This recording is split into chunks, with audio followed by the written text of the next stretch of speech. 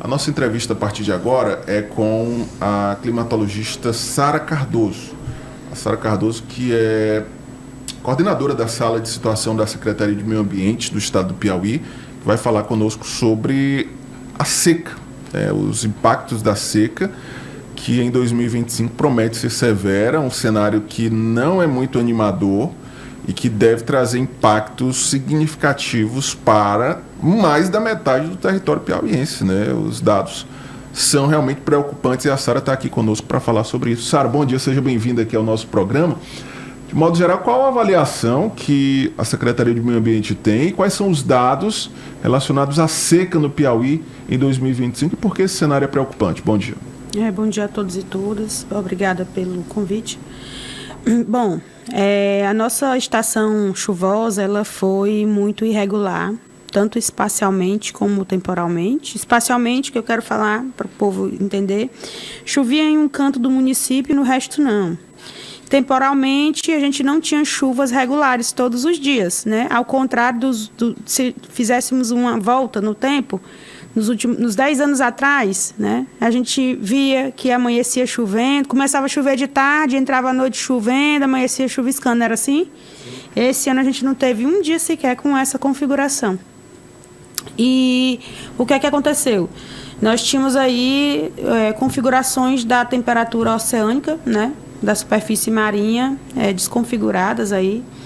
No Oceano Atlântico, nós tínhamos um aquecimento acima da média e no Oceano Pacífico a gente tinha a possibilidade do estabelecimento de uma laninha que não se estabeleceu. Ela chegou a 96% de chances de se estabelecer, mas em poucos dias ela voltou a tipo 11%. É uma coisa assim, fora do comum. Então, a primeira característica foi essa. Por que eu estou falando da temperatura do oceano? O que tem a ver com a seca do Piauí, né? Existe uma troca da umidade dos oceanos com a atmosfera. Essa umidade é que dá corpo às nuvens e o que faz chover. Então, essa irregularidade nessas temperaturas, né, alteraram esses sistemas promotores de chuva. Alteraram de tal forma que em janeiro a gente teve um janeiro atípico, extremamente chuvoso em todo o território por conta da zecite. A zecite só oscila abaixo da linha zero no final de fevereiro, março, né? E aí em janeiro ela estava ativa. Fevereiro sumiu completamente. A gente teve chuvas abaixo da média em todo o território. E março também, a maioria do território ficou abaixo da média. Então, essa irregularidade nas chuvas impactam a umidade do solo, os corpos hídricos superficiais e também as produções agrícolas, né? Mas existem grandes reservatórios. Gente, é importante a gente ressaltar que, às vezes, o reservatório está a 100 quilômetros, né, de um povoado.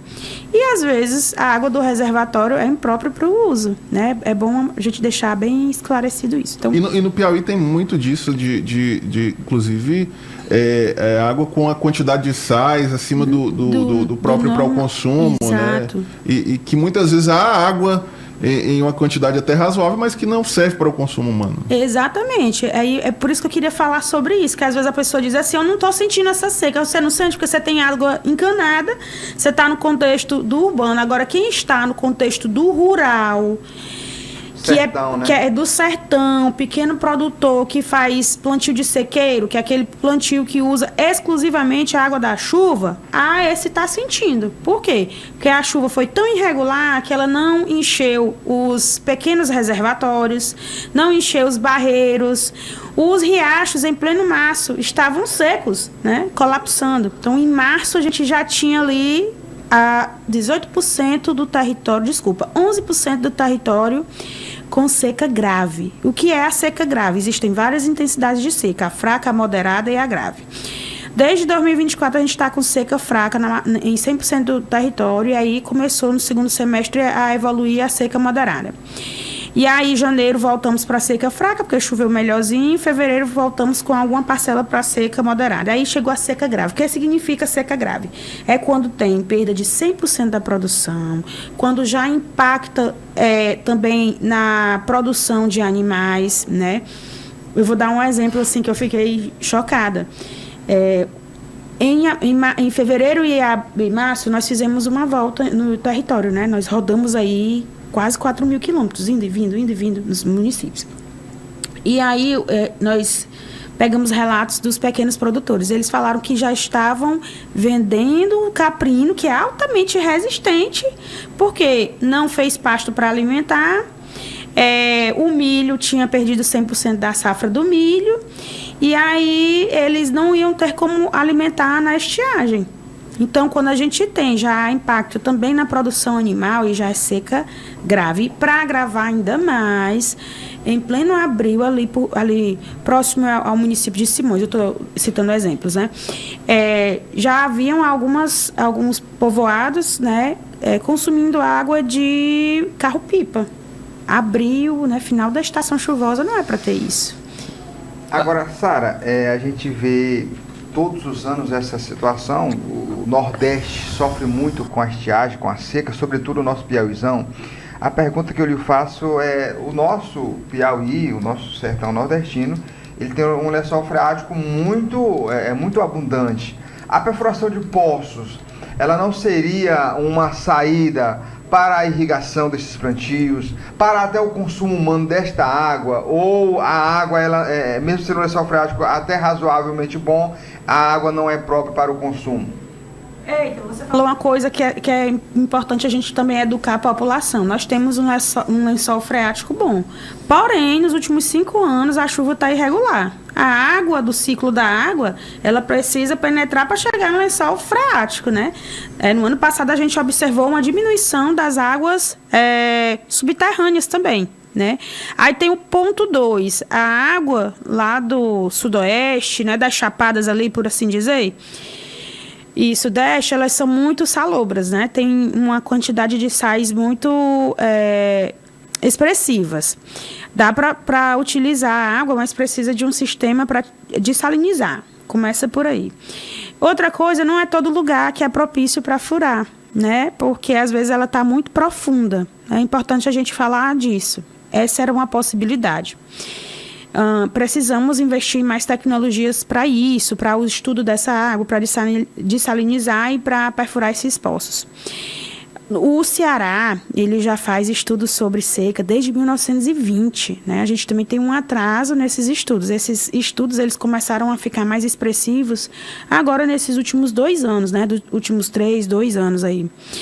E lá no Ceará, ele já tem uma equipe própria para perfurar poços no cristalino, para tu ver como lá é diferente. Eles têm 2 equipes, uma para perfurar poços no sedimentar, né, que a estrutura geológica permite essa perfuração de maneira mais facilitada, e outra no cristalino, que é rocha pura, pronto, por assim dizer. Então, aqui a gente ainda precisa evoluir para isso. Nós ainda estamos utilizando carro-pipa, né, do ponto de vista de pesquisa, a gente sabe que não é o ideal, mas é o que a gente tem para hoje. Outra coisa que a gente vem fazendo muito através da Operação Água e Vida é aumentando a fiscalização do uso da água nesse momento da estiagem e da seca. Por quê? Porque já existiram, né, no passado, e ainda podem existir, a gente vem fiscalizando isso, desvio desses recursos superficiais naturais, né, o que vai impactar quem está ajusante daquele ponto, que está abaixo, né? Então, a gente vem aumentando essa fiscalização. A SEDEC, ela vem intensificando, junto aos municípios, o cadastro com o S2ID. Quando o município está cadastrado no S2ID, ele recebe recursos federais.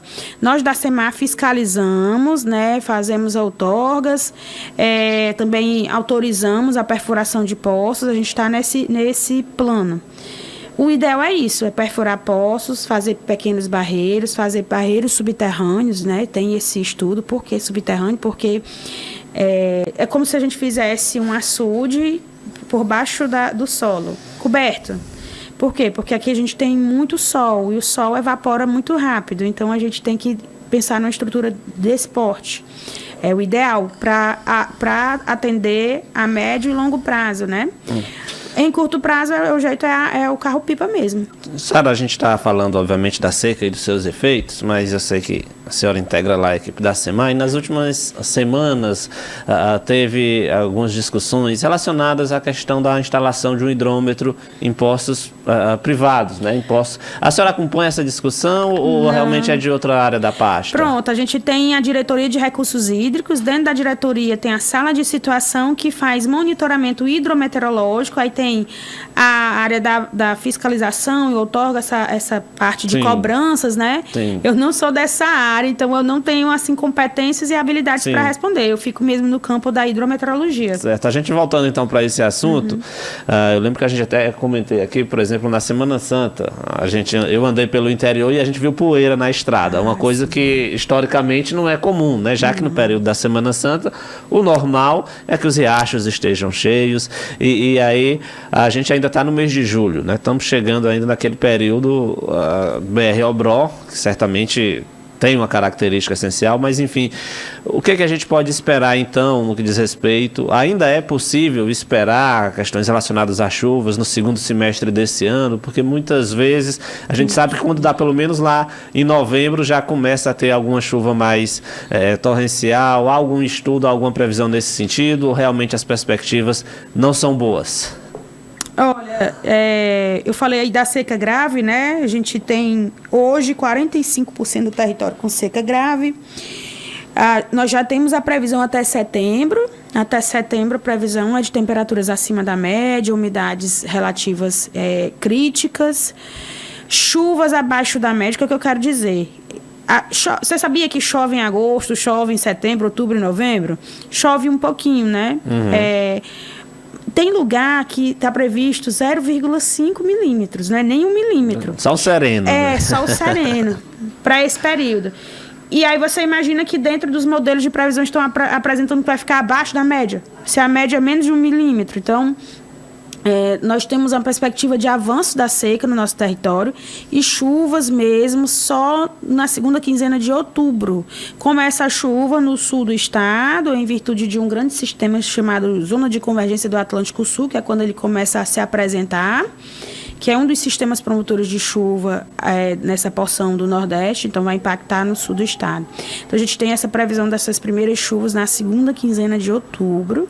Agora, para saber como serão essas configurações, a gente só consegue saber mesmo agora na previsão de agosto. A gente já tem uma perspectiva melhor de como é que vai ser. Agora, Sara, uma dúvida que eu sempre tenho quando a gente fala de seca, eu acredito que muitos ouvintes e telespectadores também, é sobre a chamada seca verde, né? Existe esse debate, essa questão também de que aparentemente está tudo bem, mas há um problema, né? A vegetação às vezes está verde, não há aquele aspecto que a gente tem até de estereótipo da seca com tudo seco, realmente, os galhos quebrados, as plantas sem folhas. Mas existe um problema. Qual a diferença da seca tradicional para a seca verde e qual é o risco em cada uma dessas situações? Eu gostei muito da tua pergunta. São 3 conceitos que todo mundo confunde muito. É estiagem, seca verde e seca.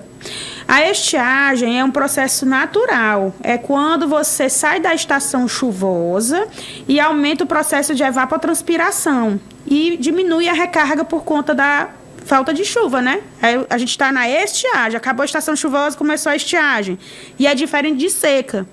Vou começar primeiro com a seca verde. A seca verde é quando nas primeiras chuvas, principalmente a gente consegue ver melhor na área do semiárido. As primeiras chuvas tiram a vegetação do estado de dormência, né? As vegetações entram em dormência para poder resistir à secura do BR-Obró, por assim dizer. E aí elas saem do estado de dormência, elas florescem, né? As folhas ficam verdes. Só que quando você vai analisar melhor, por exemplo, a condição do solo, o solo não está totalmente recarregado de umidade, os recursos hídricos naturais não estão totalmente cheios como deveriam naquele momento, entendeu? No momento da chuva não é para estar os riachos todos escoando. Então, eles não estão. Então, seca verde é quando, aparentemente, mesmo paisagem, quando você vê a paisagem tudo verde, mas quando você vai investigar, o riacho está seco, está faltando água, né? A florada está atrasada. Do mameleiro, por exemplo, no sudeste piauiense, que é o que dá comidinha para a abelha. Eu cheguei lá em pleno março, metade das colmeias né, tinham se dissipado, porque o mameleiro não estava florescendo. Então, isso é seca verde. A seca é quando seca mesmo, é quando ela impacta socioeconomicamente as populações. É quando diminui a produção do milho e vai impactar no bolso, porque ele não tem ou como consumir, né? Ou não tem como vender o excedente. É quando a população tem que se preocupar, por exemplo, ele ganha só um salário, ele tem que pegar uma porcentagem daquele salário para comprar água, né? Já está impactando economicamente. É quando falta água para o consumo próprio do animal, é quando ele tem que se desfazer dos animais porque não tem como dar água. Então, isso é seca, quando essa estiagem está mais expressiva e quando ela impacta socioeconomicamente. A seca verde foi encontrada em plena estação chuvosa, né? Aí já é o primeiro indício que a seca vai ser grave, né? E a seca também pode ocorrer durante a estação chuvosa, que confunde muita gente, né? Tá chovendo, mas os recursos hídricos não têm água, superficiais, né? Não enche os barreiros, entendeu? Como deveriam. Então, isso a gente consegue ver. Coordenadora, só para encerrar aqui a nossa entrevista. Importantíssimo. A Sara falou em relação à questão dos carros-pipas, que às vezes a água é imprópria para o consumo. E essas águas, na grande maioria das vezes, elas são pegas de represas e barragens, né? Qual é a alternativa, qual é a sugestão para que essas barragens e represas possam armazenar águas que venham a ser utilizada na sua forma como toda para o consumo humano, para a questão dos animais? Tem sugestão? Eu complemento aqui a pergunta do Chico, coordenadora. Se no Piauí a senhora tem acesso aos dados, conhece bem essa realidade, não só do ponto de vista dos dados, mas na prática também, no dia a dia das cidades. O Piauí precisa avançar nessa política de convivência com a seca. Há uma dificuldade ainda de políticas públicas para o abastecimento, para o próprio carro-pipa, alternativas ao carro-pipa. Muita gente fala na chamada indústria da seca. É uma realidade ainda, coordenadora? Pois é um assunto tão delicado de falar, né? Eu não sou a favor de carro-pipa, mas infelizmente é o que a gente tem agora para suprir essa necessidade de imediato. Nós temos um programa que agora está deslanchando no governo do estado, porque existem programas, sim, que nos auxiliam, né? Que vêm da esfera federal, que vem, por exemplo, da ANA, o Quali Água, que é já respondendo à pergunta dele. A gente tem essa capacidade, a gente tem aí acordos técnicos com as universidades para pegar e validar aquela qualidade da água para ver se ela é boa para o consumo. As águas que são coletadas pelos carros-pipas para distribuição, para a população, elas são essas que passaram por essa validação, elas estão dentro dos parâmetros. Aquelas outras águas que não estão propícias para consumo humano, né? Existem algumas tecnologias que a gente pode estar implementando nessas áreas, né? Mas, como ele falou, precisa avançar nos estudos, né? A CEMA, ela vem tentando se aproximar das universidades. Não tem como fazer estudo de política pública dissociado de estudo acadêmico, né? Porque a gente precisa da pesquisa. Então, eu vejo que um dos avanços que eu tenho visto, não somente na CEMAR, mas na Secretaria da Defesa Civil, na CEPLAN também, essa aproximação com a universidade. E aí vai dar um avanço nessa questão da mensuração da qualidade da água, e aí que pode nos trazer alguns benefícios, né? Principalmente na seca. Obrigado. Sara Cardoso, coordenadora da Sala de Situação da Secretaria de Meio Ambiente, conversou conosco sobre a seca, os dados e as perspectivas para o Piauí, né? A CEMAR também tem orientações, só para encerrar aqui a nossa entrevista, orientação ao piauiense nesse período de seca, né? Qual é a orientação? Muitas.